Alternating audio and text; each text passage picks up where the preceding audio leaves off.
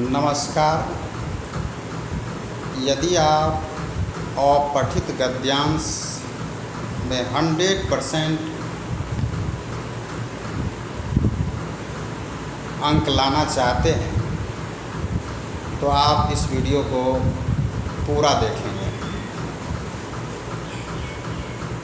संसार में शांति, व्यवस्था और सद्भावना के प्रसार के लिए बुद्ध, ईसा मसीह, मोहम्मद चैतन्य, नानक आदि महापुरुषों ने धर्म के माध्यम से मनुष्य को परम कल्याण के पथ का निर्देश किया।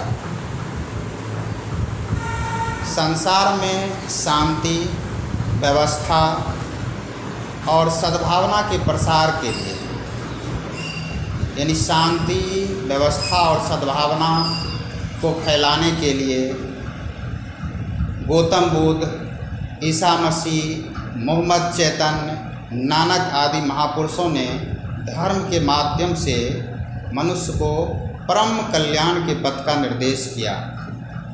यानी इन महापुरुषों ने धर्म के माध्यम से मनुष्य को परम कल्याण, यानी मनुष्य का कल्याण कैसे हो सकता है, इसका मार्ग दिखाया है। किंतु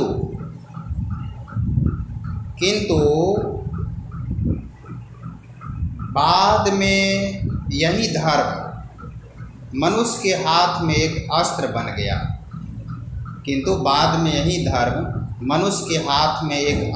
गया। ये धर्म को मनुष्य एक अस्त्र बना लिया, अस्त्र के रूप में इस धर्म का प्रयोग करने लगा।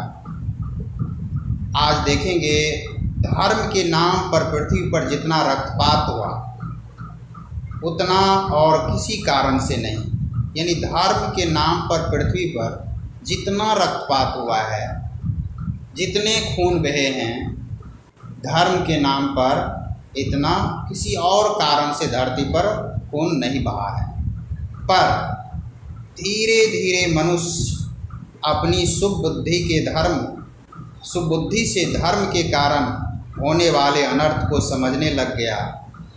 धीरे धीरे मनुष्य में जब सुबुद्धि आई, बुद्धि विकसित हुआ, तो अपनी बुद्धि के बदौलत धर्म के कारण जो अनर्थ हो रहा था, उस होने वाले अनर्थ को वह समझने लगा कि धर्म के कारण हम ये अनर्थ क्यों कर रहे हैं, हमें ये अनर्थ नहीं करनी चाहिए। भौगोलिक सीमा और धार्मिक विश्वास जनित भेदभाव अब धरती से मिटते जा रहे हैं। अब इस पृथ्वी में जो भौगोलिक सीमा है, देश की सीमा, राज्य की सीमा, ये जो भौगोलिक सीमा है, धार्मिक विश्वास जनित जो भेदभाव है, अब ये धरती से मिटते जा रहे हैं। अब ये धरती से खत्म होता जा रहा है।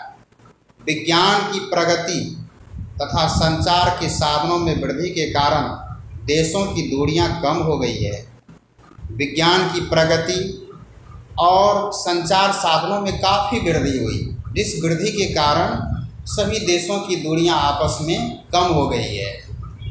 दूरियां कम हो जाने का मतलब सभी का जो संबंध है, संपर्क करने की में जो समय लगता है, वो सब कम हो गया है।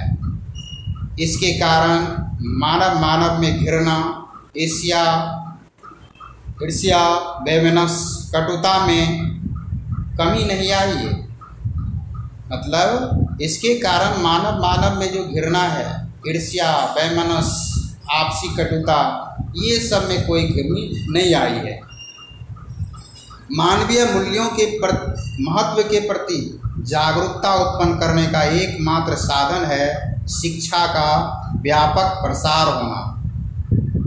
यानी मानवीय मूल्यों, यानी ये जो लाइन है, मानवीय मूल्यों के महत्व के प्रति जागरूकता उत्पन्न करने का एकमात्र साधन है शिक्षा का व्यापक प्रसार। यानी अगर हम चाहते हैं कि मानवीय मूल्य के महत्व के प्रति लोग जागरूक हो, लोग ये सोचे कि एक मानव का क्या कर्तव्य होना चाहिए, मानव के भीतर कैसे मानवीय गुण होना चाहिए, इसके प्रति अगर लोग जागरूक हो तो इसके लिए इसका एक ही मात्र साधन है शिक्षा का बड़े स्तर पर प्रसार होना चाहिए, शिक्षा को फैलाना चाहिए।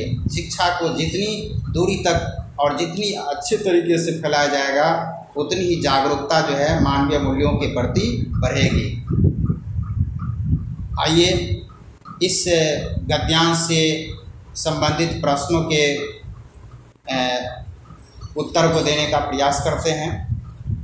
सबसे पहला प्रश्न है, मनुष्य अधर्म के कारण होने वाले अनर्थ को कैसे समझने लगा?